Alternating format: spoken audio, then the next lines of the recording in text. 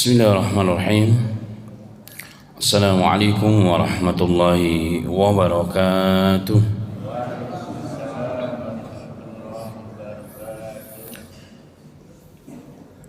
Alhamdulillahirabbil alamin. Alhamdulillahilladzi nazzala furqana ala abdihi liyakuna lil alamin nadhira. Alhamdulillahilladzi lahu mulkus samawati wal ardh ولم يتخذ ولدا ولم يكن له شريك في الملك وخلق كل شيء وقدره تقديرا اللهم صل وسلم على حبيبنا سيدنا ومولانا محمد بن عبد الله الأمين وعلى آله وأصحابه الطيبين والطاهرين ومن سن بسنته إلى يوم الدين. يقول الله تبارك وتعالى: يا أيها الذين آمنوا اتقوا الله حق تقاته ولا تموتن إلا وأنتم مسلمون. وقال: لقد كان لكم في رسول الله أسوة حسنة لمن كان يرجو الله واليوم الآخر وذكر الله كثيرا. أما بعد. Alhamdulillah, alhamdulillah, bersyukur kepada Allah Subhanahu wa taala di pagi yang berbahagia ini kita kembali masih diberikan kemudahan, taufik hidayah Allah Subhanahu wa taala sehingga dapat berkumpul di rumah Allah Subhanahu wa taala, tempat yang paling dimuliakan, yang dicintai oleh Allah, sebagaimana dalam riwayat Muslim, ahabul biqa'i ala wajil ardi al masajid. Tempat yang paling dicintai oleh Allah di muka bumi adalah rumah-rumah Allah Subhanahu wa taala.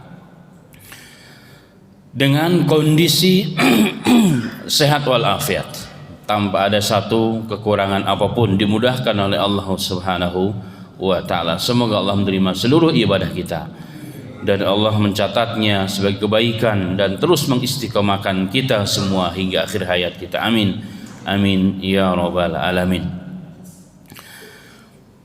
Salawat dan salam tentunya tidak terlupa dan teriring kepada Nabi kita Muhammad sallallahu alaihi wasallam, kepada seluruh ahli keluarganya, sahabat-sahabatnya, dan orang-orang yang memperjuangkan agamanya, risalahnya dan sunnahnya hingga akhir masa. Semoga kita termasuk di dalamnya. Amin amin ya rabbal alamin. Sebelum kita masuk kepada materi, kita berdoa kepada Allah Subhanahu wa taala dan mendoakan saudara-saudara kita yang sedang terkena musibah di berbagai belahan Nusantara secara khusus dan seluruh dunia secara umumnya. Semoga Allah kuatkan mereka, Allah istiqomahkan mereka, dan Allah tetapkan mereka. Bagi yang telah wafat, Allah menerima arwah-arwah mereka sebagai syuhada-syuhada Allah Subhanahu wa taala, dan bagi yang hidup, ini semua jadikan sebagai peringatan agar kita mempersiapkan diri kita sebelum datangnya yang hak kepada kita semuanya. Dan semoga Allah berikan juga pemimpin-pemimpin di negeri yang sangat besar dan sangat kaya raya ini, pemimpin yang amanah, pemimpin yang takut kepada Allah Subhanahu wa taala, yang tidak hanya peduli dengan diri, keluarga dan golongannya, tetapi mementingkan tanggung jawabnya atas rakyat dan bangsa dan umat serta agamanya, sehingga membawa bangsa ini kepada baldatun thayyibatun wa rabbul ghafur. Amin amin ya rabbal alamin.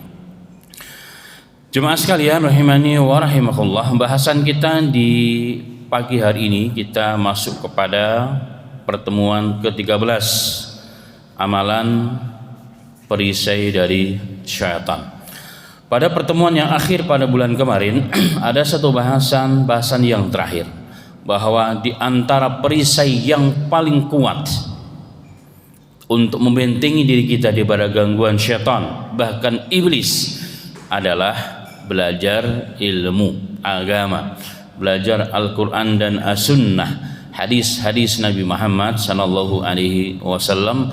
Kemarin panjang lebar telah kita sampaikan. Jemaah sekalian rahimani wa rahimakallah, sedikit menambahkan bahasan yang memang itu sangat penting ya. Bahkan dalam satu hadis akhir zaman namanya, hadis akhir zaman, ketika nanti umat akan dikondisikan berada dalam fitnah yang paling dahsyat di muka bumi ini. Bahkan tidak seorang nabi dan rasul pun kecuali telah memperingatkan umatnya akan fitnah tersebut, yakni fitnah Ad-Dajjal. Ada satu hadis yang disebut dengan hadis nafsu zakiyah, jiwa yang bersih, di mana kelak di akhir zaman dalam hadis yang sangat panjang akan muncul fitnah Dajjal. Dajjal muncul dari kampung yang bernama Kampung Yahudiyah, dari provinsi yang bernama Asfahan, dan hari ini provinsi Asfahan berada tepat di pertengahan negara Iran. Dan memang secara fakta hari ini di Asfahan, di sana banyak sekali orang-orang Yahudi, bahkan Yahudi ortodoks yang sudah ribuan tahun tinggal di sana. Dari sanalah kemudian nanti kata Nabi kita Muhammad sallallahu alaihi wasallam dan perkataan Rasul Shadiqul Masduq, akan muncul dari sana Dajjal dan bersamanya 70.000 pasukan Dajjal atau pasukan khusus yang mendampingi Dajjal, terus bergerak ke wilayah Syam dan akan menyebarkan fitnahnya ke seluruh penjuru dunia. Bahkan kata Nabi Muhammad sallallahu alaihi wasallam, keberadaan Dajjal, kemunculan Dajjal dari semenjak munculnya dari kota Asfahan atau dari kampung namanya Yahudiyah, menurut Al-Imam Ibnu Katsir itu selama 40 hari. Tapi hari pertama itu sama dengan 1 tahun, hari kedua sama dengan 1 bulan, dan seterusnya dan seterusnya.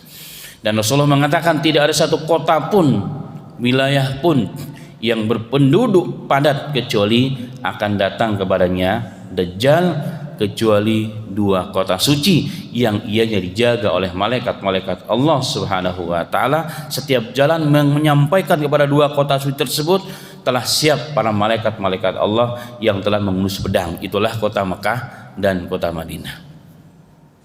Jemaah sekalian rahimani wa rahimakumullah, Dajjal datang dengan membawa fitnah yang sangat luar biasa. Tadi dikatakan tidak seorang nabi dan rasul pun kecuali telah memberikan peringatan terhadap fitnah Dajjal. Kemudian muncullah pertanyaan, bukankah Dajjal muncul di akhir zaman? Kenapa para nabi dan rasul mengajarkan atau memperingatkan umatnya akan besarnya fitnah Dajjal, bahkan mengajarkan doa-doa? Bahkan dalam hadis yang sahih Rasul sallallahu alaihi wasallam mengajarkan kepada kita ada 4, dalam riwayat 6 doa yang sangat dianjurkan, yakni sangat disunnahkan untuk kita baca bahkan di akhir sholat sebelum salam. Di antaranya adalah apa? Fitnah min fitnati al-masih ad-dajjal. Menjadi pertanyaan kemudian, kenapa Dajjal kan akan muncul di akhir zaman? Kenapa jauh-jauh hari kita disuruh juga baca doa tersebut? Ulama mengatakan bahwa Dajjal itu fitnahnya ada 2. Fitnah secara langsung itu fitnah yang sangat dahsyat, di mana banyak orang terpengaruh, banyak orang tertipu dengannya karena dia membawa surga dan neraka. Dia bisa menghidupkan yang mati, bisa menurunkan air hujan, bisa menumbuhkan tumbuhan dengan izin Allah Subhanahu wa taala. Itu fitnah yang akan muncul kelak di akhir zaman. Semoga kita tidak berjumpa dengan Dajjal. Yang kedua adalah fitnah Dajajilah, fitnah Dajjal kecil. Nah, fitnah Dajjal kecil hari ini sudah muncul. Jadi Dajjal itu artinya apa? Dajjal itu secara bahasa Arab artinya segala sesuatu yang menipu dan merusak, itulah Dajjal. Dan hari ini sudah ada belum? Sudah. Bahkan dari jauh sebelum Nabi Muhammad sallallahu alaihi wasallam diutus pun sudah ada fitnah itu. Makanya setiap nabi dan rasul mengajarkan umatnya juga untuk berlindung kepada Dajjal dan fitnah Dajjal. Bayangkan jemaah sekalian, fitnah Dajjal kecil, yakni bukan Dajjal yang sebenarnya pun banyak di antara manusia kaum muslimin yang tertipu, yang sesat dengannya, apalagi jika muncul Dajjal yang sebenarnya. Semoga Allah jaga kita semuanya. Dan yang ingin saya sampaikan adalah kelak banyak orang yang bahkan dalam riwayat seorang laki-laki pulang ke rumah mengikat istrinya, putrinya, bibinya dan seterusnya agar dia jangan sampai keluar rumah dan berjumpa dengan Dajjal. Karena di antara pengikut yang terbanyak dari kalangan umat manusia adalah kaum wanita. Tetapi luar biasanya adalah ada seorang pemuda yang datang dengan sengaja ingin berjumpa dengan Dajjal. Maka ketika dia sampai di hadapan prajuritnya pada Dajjal yang 70.000 tadi, pasukan elitnya, pasukan khususnya Dajjal, dia ditangkap. Dia kata, "Kamu kemana wahai fulan?" "Aku ingin berjumpa dengan bos kalian Dajjal." "Mana dia?" "Oh, tidak bisa," katanya. "Dia Tuhan kita." Dia bukan Tuhan." Maka tiba-tiba datanglah Dajjal, katakan, "Lepaskan dia." Dia katakan, "Wahai fulan, apakah kamu tidak beriman bahwa aku Allah Tuhan kamu? Aku bisa menghidupkan dan bisa mematikan, bisa menurunkan air hujan dan seterusnya." Dikatakan tidak. Nabi Muhammad SAW mengatakan, "Tuhanku tidak buta, sedangkan kamu buta satu, bermata satu." Dikatakan, "Kalau saya bisa mematikan dan menghidupkan engkau, kau percaya aku adalah Tuhan?" Maka si pemuda tersebut dibelah menjadi dua, ya. Dalam riwayat dibelah menjadi dua. Kemudian setelah dibelah dan mati, maka Dajjal menghidupkan kembali. Setelah hidup kembali, si pemuda tersebut ditanya,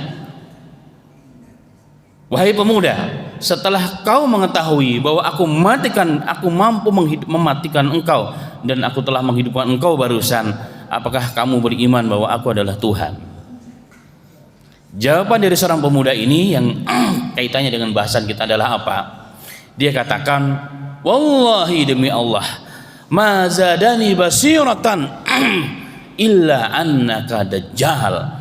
Tidaklah setelah kau mematikan dan menghidupkan aku, tidak bertambahlah keyakinanku dan basirahku bahwa engkau betul-betul Dajjal, sebagaimana yang telah disabdakan oleh Nabi Muhammad sallallahu alaihi wasallam. Kemudian pemuda tersebut ingin ditangkap, ingin dibunuh kembali, tetapi Allah menghijabnya dan melindungi pemuda tersebut, dan inilah manusia terakhir yang akan dibunuh dan dia tidak sanggup dibunuh oleh Dajjal. Setelah itu datang pasukan Nabi Isa alaihissalatu wassalam dan terjadi pertempuran. Kemudian Dajjal mati di tangan Nabi Isa alaihissalatu wassalam. Yang menjadi catatan terpenting dalam hadis ini adalah sebagaimana yang kaitannya dengan bahasan kita adalah apa? Kenapa pemuda ini berani dan selamat bahkan dari fitnah Dajjal yang sebenarnya? Ini jadi pertanyaan. Ini yang perlu digarisbawahi. Ulama mengatakan tidaklah selamat pemuda ini kecuali kenapa?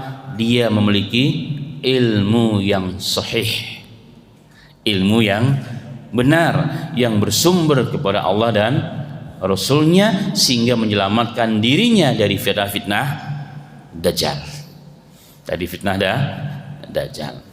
Jemaah sekalian, ilmu yang sahih, ilmu yang benar yang kita amalkan, yang kita tuntut dengan penuh keikhlasan, dengan penuh etika dan adab, akan membawa kita dan menyelamatkan kita dari berbagai fitnah. Dalam satu kisah yang diriwayatkan oleh banyak ulama,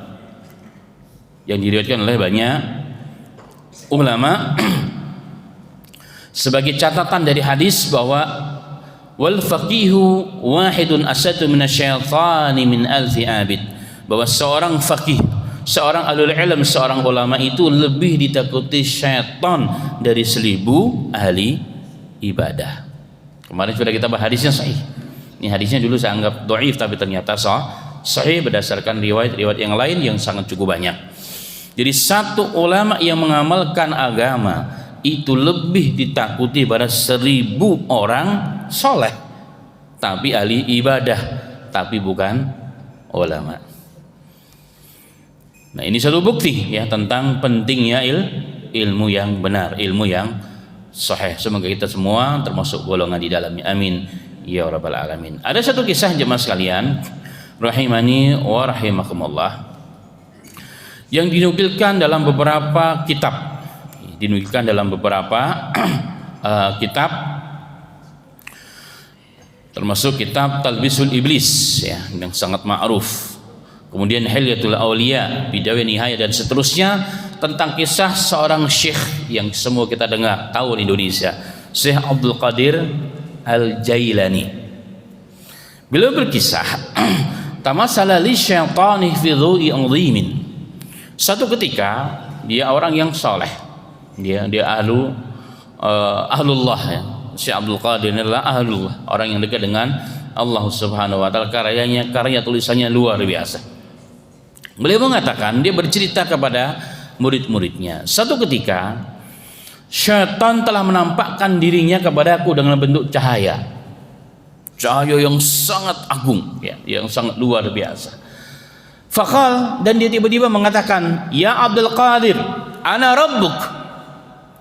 Wahai Abdul Qadir Jailani, aku adalah Tuhanmu. Katanya dalam cahaya tersebut dikatakan, aku adalah Tuhanmu.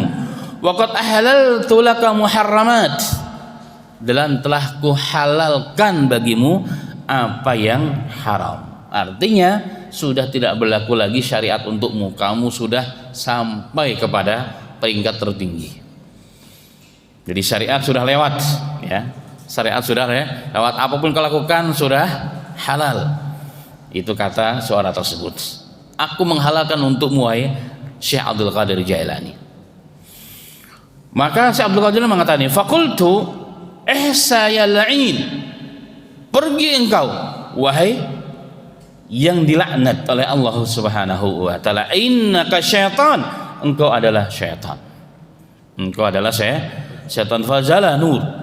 Maka setelah dikatakan demikian ya, dalam beberapa riwayat, cahaya yang begitu terang yang nampak keagungannya tiba-tiba menghilang, berubah menjadi kegelapan yang sangat luar biasa. Tetapi si syaitan ini, dalam riwayat ini iblis, dia belum putus asa. Dia orang yang hebat, orang cerdas, ingin menyesatkan si Syekh Abdul Qadir Jailani. Tiba-tiba Syekh Abdul Qadir Jailani mengatakan, sami'tu sautan yaqul, tiba-tiba aku mendengar suara lain, yaqul najawta min makri bi fiqhika wa ilmik. Baik Syekh Abdul Qadir Jailani, engkau telah selamat dari tipu dayaku karena ilmumu dan fikihmu. Ilmumu dan fikihmu. Nah, di sini iblis atau syaitan ini ingin jeratan yang pertama selamat. Ya. Jadi ketika ada suara yang mengatakan halal segala hal untukmu, dia alim, dia faham, oh enggak mungkin. Ternyata Syekh Abdul Qadir selamat. Dijerat lagi dengan kalimat, engkau selamat itu gara-gara ilmumu dan kefakihanmu. Apa yang diinginkan di sini? Rasa bangga dan kesombongan dirinya. Tetapi dalam riwayat yang lain, tidak. Li rabbil fadlu wal minnah, aku selamat dari tipu dayamu adalah apa? Karena Allah memberikan anugerah kepadaku dan keutamaan kepadaku, bukan karena ilmuku semata, bukan karena kehebatanku semata. Saat itu mengatakan, ya Syekh Abdul Qadir Jailani, sesungguhnya dengan caraku tadi telah kutipu 70 orang ahli ibadah. 70 orang ahli ibadah telah sesat gara-gara godaanku yang telah kucoba kepadamu, tetapi engkau selamat dari tipu daya. Nah, dari hadis ini jemaah sekalian rahimani wa rahimakallah, maka murid-muridnya bertanya, ya Syekh, kok Anda tahu kalau itu bukan Allah? Dia katakan, iya. Kenapa aku tahu? Karena Allah tidak mungkin menghalalkan yang telah diharamkan. Ini catatan yang pertama. Ini ilmunya beliau. Ya. Aku yakin dan aku faham betul kenapa aku anggap ini bukan dari Allah. Yakin ini adalah syaitan, maka aku istri dia. Saya lain, pergi engkau wahai lain, karena aku tahu betul Allah tidak memungkinkan ya. Kalau teksnya beliau, fa'alimtu anallaha ta'ala la ya'muru fil fahsya. Aku tahu, aku yakin betul Allah tidak mungkin memerintahkan aku melakukan perbuatan-perbuatan yang diharamkan oleh Allah tiba-tiba jadi halal. Ini tidak mungkin.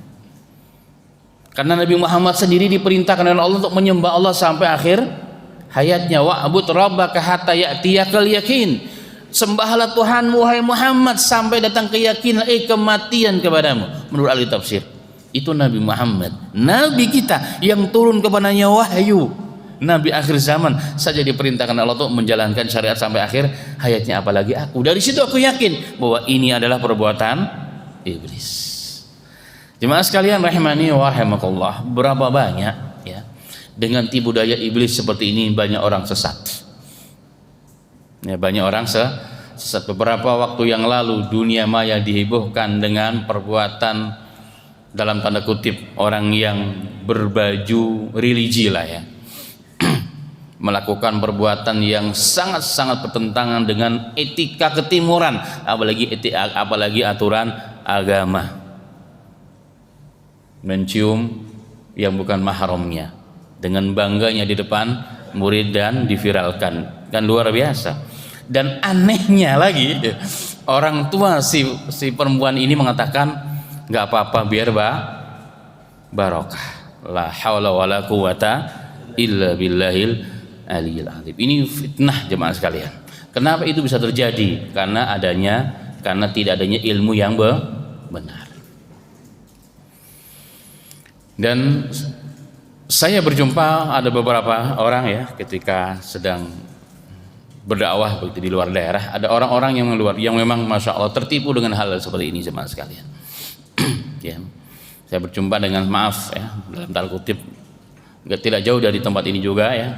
Saya ngobrol dengan seorang pengurus masjid begitu, dan saya lihat dia punya amalan yang aneh dan berbeda dengan yang lainnya. Ketika kita ngobrol, ternyata dari mana dapat amalannya? Dari semacam wangsit atau mimpi yang tidak jelas, dan dia yakini hal tersebut. Dan ini berbahaya jemaah sekalian ya. Amalan-amalan kita dapat dari hal seperti itu jika tidak sesuai dengan aturan agama, maka ditanyakan dulu kepada para alim, ulama, para guru-guru kita agar apa? Jangan sampai tersesat. Nah, hal ini yang sangat penting. Maka jemaah sekalian, yang menjadi catatan di sini adalah apa? Bahwa ilmu itu penting. Ilmu yang sahih itu penting, yang bersumber kepada sumbernya asli yang diajarkan oleh guru-guru kita agar kita selamat daripada jerat-jerat syaitan. Dan semakin tinggi kelas seseorang tentunya semakin hebat juga ya setan yang mengganggu kita, yang diutus oleh iblis untuk menyesatkan kita. Karenanya jemaah sekalian, kita bersyukur kepada Allah Subhanahu wa taala di pagi yang berbahagia ini, yang barokah ini, di tempat yang mulia ini, kita masih diberikan kesempatan kembali oleh Allah untuk menuntut ilmu agama. Karena menuntut ilmu agama kan bukan harus mondok setahun, 2 tahun, 10 tahun. Ini bagian dari melaksanakan kewajiban agama. Maka setiap kita yang duduk di sini meyakini ini bagian dari melaksanakan perintah syariat. Ya minimal sepekan berapa, 2 kali ya? 2 kali minimal ya, minimal 2 kali ya, itu minimal untuk menuntut ilmu. Agar apa? Agar terus Allah bimbing kita sehingga kita ada bekal ya. Kalau zaman dulu ada istilah belajar itu di waktu muda, kalau sudah tua mengamalkan agama. Sekarang kita balik. Semakin senja umur kita, semakin dekat kita dengan beduk maghrib, maka harus semakin semangat menuntut ilmu agama. Agar apa? Agar ada bekal yang sahih yang dapat meluruskan amalan kita. Harus kita balik sekarang. Justru semakin senja kita harus semakin semangat. Kita nggak pernah tahu. Jangan-jangan umur kita 60-70 tahun, ya, amal-amal kita hanya mengikuti tradisi atau mengikuti orang tua yang kalau ditanya sumbernya tidak jelas. Maka ada hadis riwayat Nabi Muhammad yang sering saya sampaikan. Dalam riwayat Mu'jam Kabir, Al-Imam Daruqutni pernah mengatakan, Tabrani mengatakan, Rasulullah bersabda, ada orang yang 70 tahun tapi satu sholat pun tidak diterima sholatnya. Seorang sahabat bertanya, ya Rasulullah, kok bisa? Iya, bagaimana diterima? Rukuknya saja.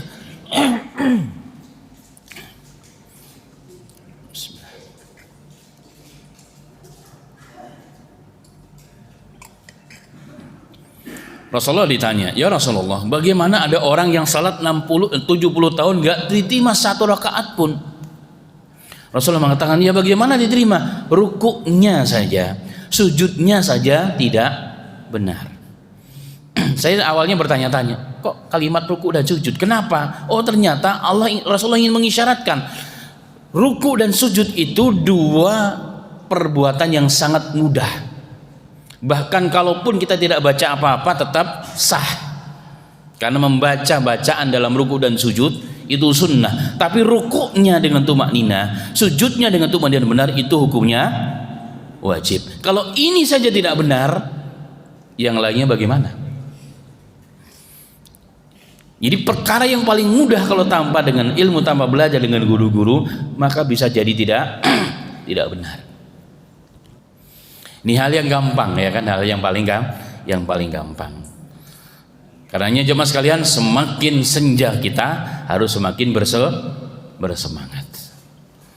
Karena ini kewajiban kita agar apa? Agar ada amalan-amal yang insya Allah sesuai untuk memperbaiki iman dan amal kita. Yang sudah, yang belum mari kita perbaiki agar menjadi bekal kita kembali sebelum kembali kepada Allah Subhanahu wa taala. Semoga Allah istiqomahkan kita semuanya menjadi thalabul ilm sampai akhir hayat kita. Amin.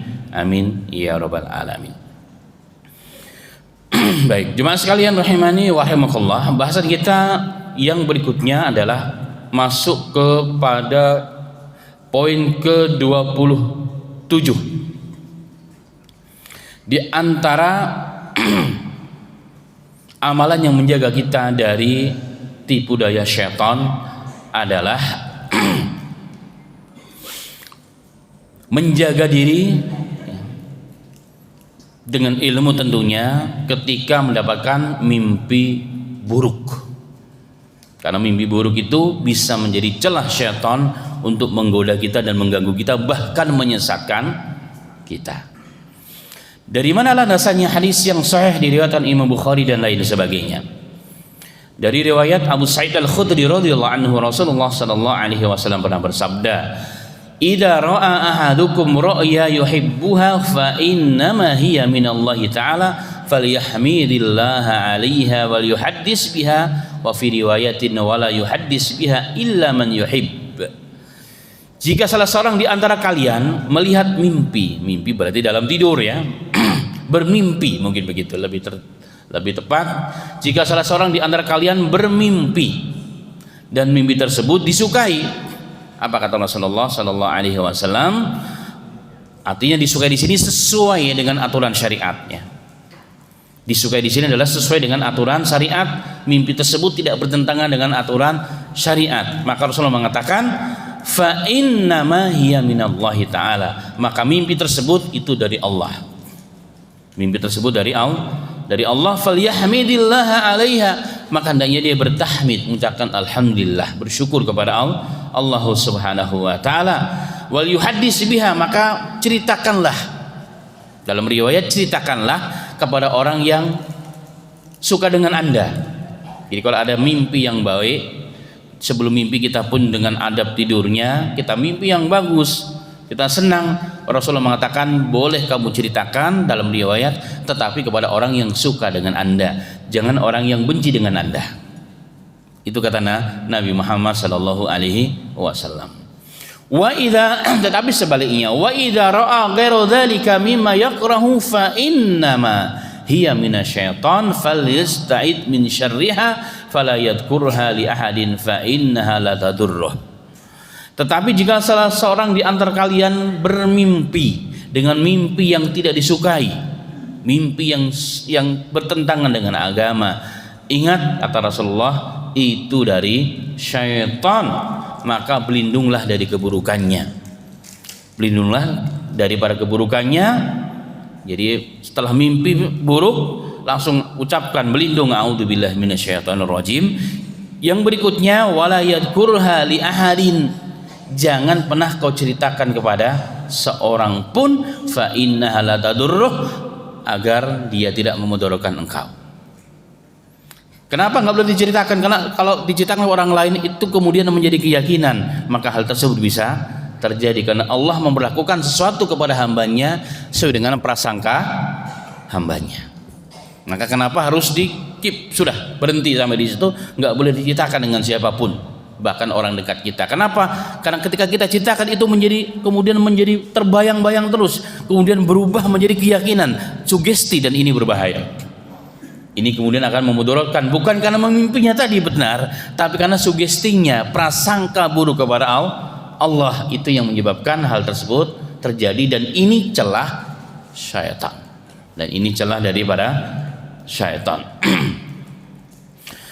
Kemudian dalam hadis yang lain, Abu Qatadah radhiyallahu anhu berkisah, Rasul sallallahu alaihi wasallam pernah bersabda, "Ra'ya as-salihatu wa fi riwayatin ra'ya hasanatu minallah." Mimpi yang baik itu dari Allah. Wal hulum minasyaitan, mimpi yang buruk itu dari syaitan. Faman ra'a syai'an yakruhuhu falyanfus an shimali thanasan. Maka barang siapa yang mimpi tidur dan mimpi jelek, maka terbangun, maka tiup sebelah kiri 3 kali. Ketika bangun mimpi takutan, bangun langsung ucapkan a'udzubillahi minasyaitonirrajim 3 kali ke kiri. 3 kali. Dalam riwayat ya, kalau tidak masih mimpi lagi, kan ada orang tuh habis terbangun ya. Kemudian dia udah tahu 3 kali ke kiri. Nah, sambil seperti meludah ya. Tapi bukan meludah tuh, tidak. Meniup tetapi kayak semacam ada airnya. Jadi kayak meliup kecil sebelah kiri. Kemudian kalau masih mimpi lagi, pindah tempat. Dalam riwayat yang lain, kalau masih mimpi lagi, bangun, wudu, sholat 2 rakaat, maka insya Allah sudah tidak akan mimpi lagi, karena sudah bangun dia. Itu kata Nabi Muhammad SAW. Jemaah sekalian rahimani wa rahimakallah, maka dari mimpi ini adalah salah satu celah dari syaitan untuk mengganggu manusia. Pertama, minimal mengganggu tidurnya, membisikkan sesuatu yang tidak bermanfaat atau menakut-nakutinya. Dan yang lebih parahnya lagi, memberikan mimpi dengan memberikan sesuatu yang tidak sesuai dengan aturan agama, dan ini tidak diperbolehkan. Dan Al-Quran jemaah sekalian rahimani wa rahimakallah ya, banyak membenarkan tentang masalah mimpi ini, karena mimpi bagian dari kehidupan manusia yang tidak terpisahkan. Sehingga dalam Al-Quran Allah pun mengatakan, wa min ayatihi manamukum bil-laili wan-nahar. Di antara tanda-tanda kuasa Allah adalah tidurmu di waktu malam, di waktu siang. Ketika kamu tidur, kamu diberikan mimpi oleh Allah jika mimpinya baik. Dan banyak ayat-ayat tentang hal tersebut. Jemaah sekalian rahimani wa rahimakumullah. Maka mimpi adalah suatu kebenaran dalam Islam, tetapi seorang muslim harus bisa dan pandai menyikapi mimpi tersebut. Nah, kemudian muncul pertanyaan, kapan mimpi itu dikatakan dari Allah? Tadi dikatakan mimpi itu dari Allah, tetapi catatannya jika yang baik. Maksud yang baik itu bagaimana? Yang sesuai dengan aturan agama syariat Allah Subhanahu wa ta'ala.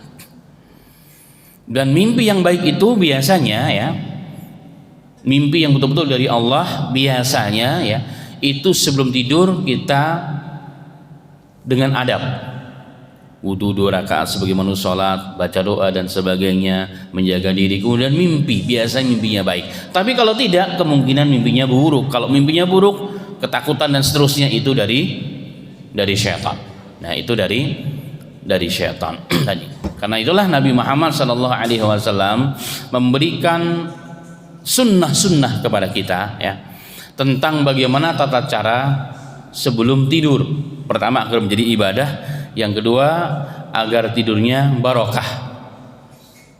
Dalam beberapa riwayat yang sahih, Rasulullah mengatakan, sebelum tidur hendaknya engkau wudu sebagaimana wudumu mau sholat. Bahkan Rasulullah mengatakan dalam hadis yang sahih, malaikat Allah Subhanahu wa ta'ala akan menjaga dan mendampingi orang yang ketika tidur berwudu dan mendoakan di pagi harinya, Allah maghfirlahu warhamhu, ya Allah ampunilah orang ini dan berikan rahmat. Kenapa? Laqad bata lailan tuhuran, karena hamba ini tidur tetapi dia masih dalam kondisi bersuci. Ini doa ya. Kemudian baca doa-doa yang lain yang ma'ruf sebagaimana yang diajarkan oleh para guru-guru kita. Ini adalah tata cara. Udah jemaah sekalian rahimani wa rahimakallah. Ada satu riwayat bahwa mimpi semakin dekat dengan hari kiamat, mimpi itu hampir seperti kenyataan. Jadi orang semakin banyak mimpi dan mimpi itu betul-betul seperti kenyataan. Hadisnya sahih riwayat Bukhari dan Muslim. Idza qaraba az-zamanu lam takat ra'yal mu'min takdzib. Jika semakin dekat hari kiamat, maka hampir-hampir mimpi seorang mukmin itu tidak pernah berdusta. Artinya mimpi itu betul akan terjadi. Kenapa? Ra'yal mu'mini juz'un min sittati wa arba'ina juz'an min nubuwah. Karena sesungguhnya mimpi seorang mukmin itu bagian dari 46 dari kenabian. Dalam riwayat kenabian sudah putus, yang tersisa adalah mubasyirat, kabar-kabar gembira. Nah, kabar-kabar gembira itu adalah melalui mimpi seorang mukmin. Maka mimpi seorang mukmin itu adalah kabar gembira dari Allah Subhanahu wa taala. Tadi catatannya, jika menjelang tidurnya dengan adab. Bahkan Nabi Muhammad SAW mengatakan tadi, semakin dekat dengan hari kiamat, maka mimpi itu betul.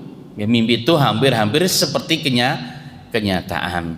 Asdaqahu ra'ya asdaqahu hadisa. Tetapi tandanya, kata Nabi Muhammad, mimpi yang paling benar adalah ketika mimpi itu ada pada orang yang paling benar perkataannya. Artinya orang yang semakin jujur berarti orang yang bertakwa, yang dekat dengan Allah. Maka kalau mimpi itu benar, kalau mimpi itu benar.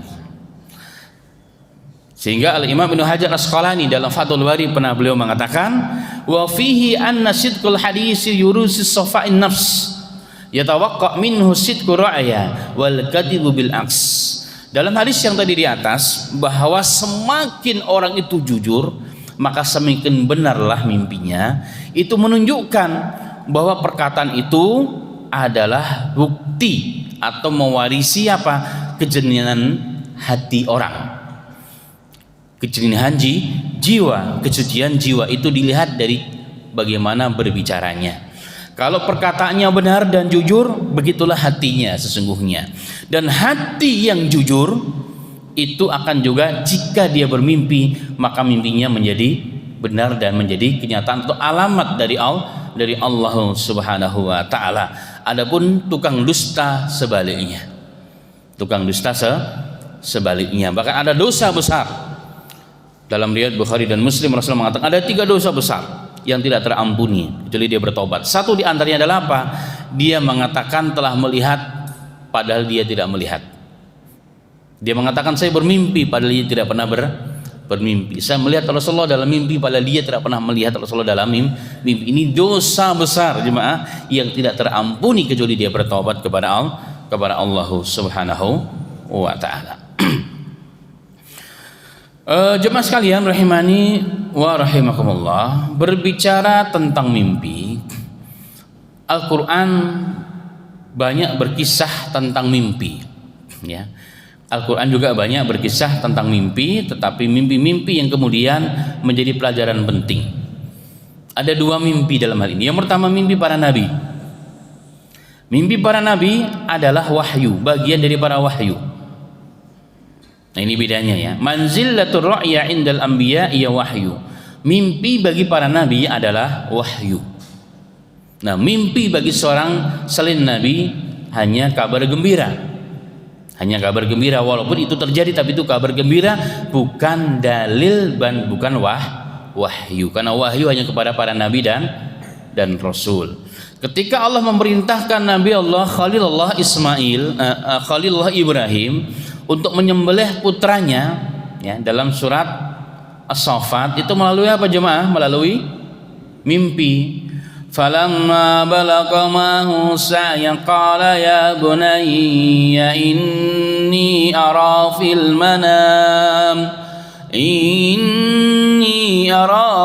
manami anni atbahuka fanzur madza tara.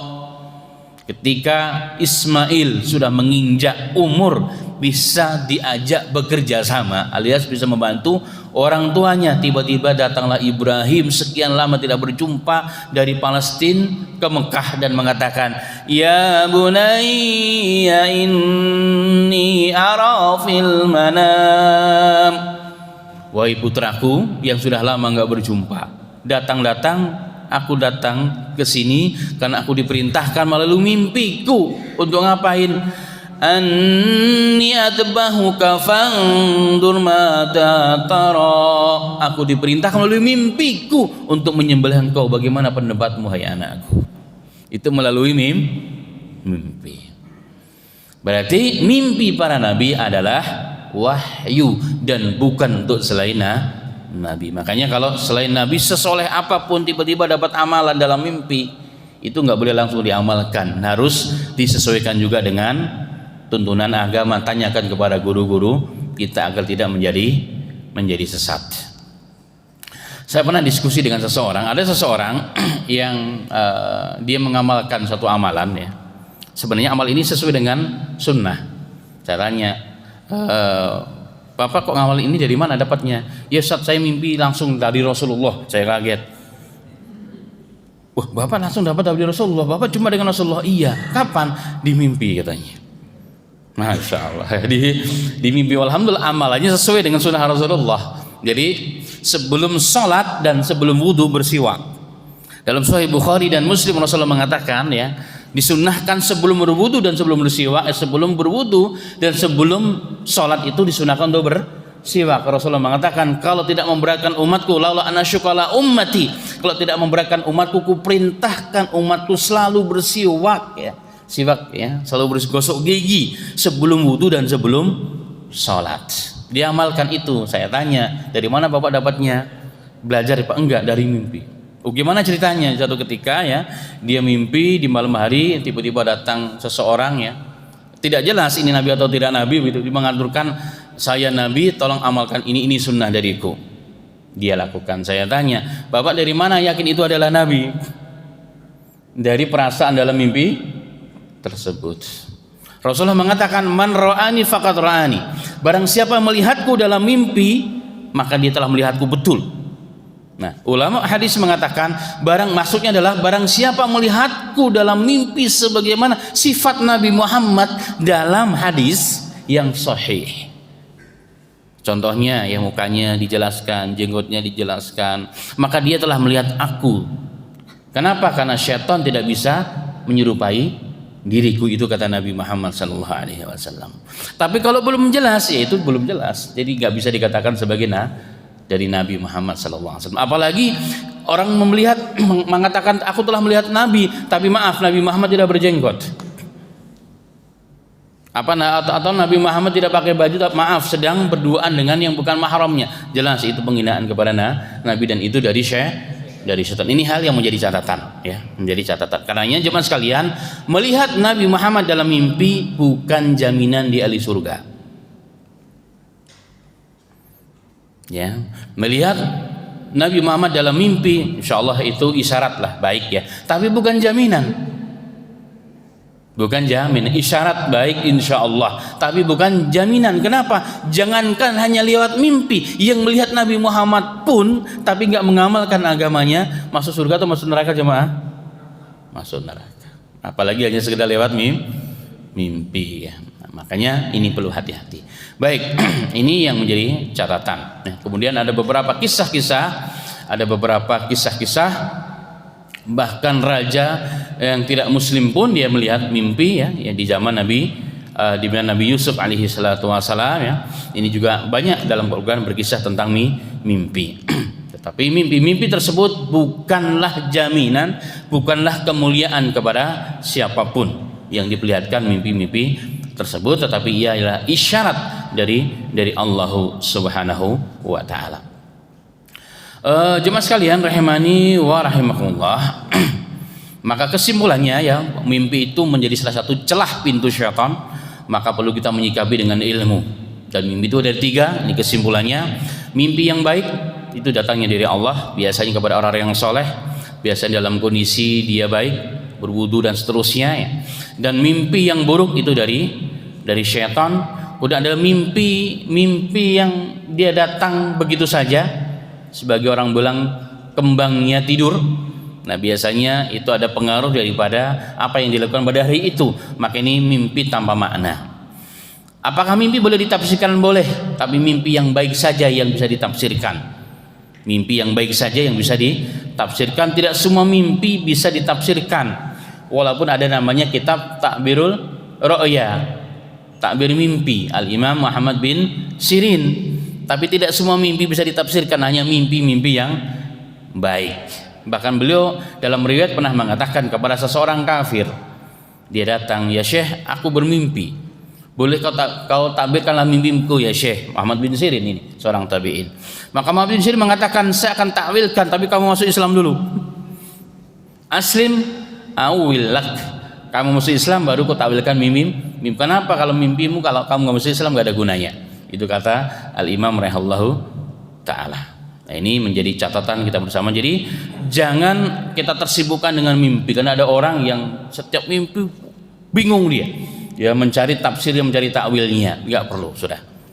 Jadi setiap mimpi bingung, padahal mimpi itu karena pikiran dia sendiri, ya. Ingin mencari pembenaran, dari situlah kemudian syaitan akan masuk, ya. Maka kita berlindung kepada Allah Subhanahu wa taala. Baik jemaah sekalian rahimani wa rahimakallah. Maka mimpi sekali lagi adalah celah dari syaitan jika kita salah menanggapinya, salah menyikapinya, dan dia menjadi perkara yang baik jika kita benar menyikapinya sebagaimana yang dicontohkan oleh Nabi kita Muhammad sallallahu alaihi wasallam. Demikian yang bisa disampaikan kajian di pagi yang berbahagia ini, ya, semoga bermanfaat. Alhamdulillah, jazakumullah khairan.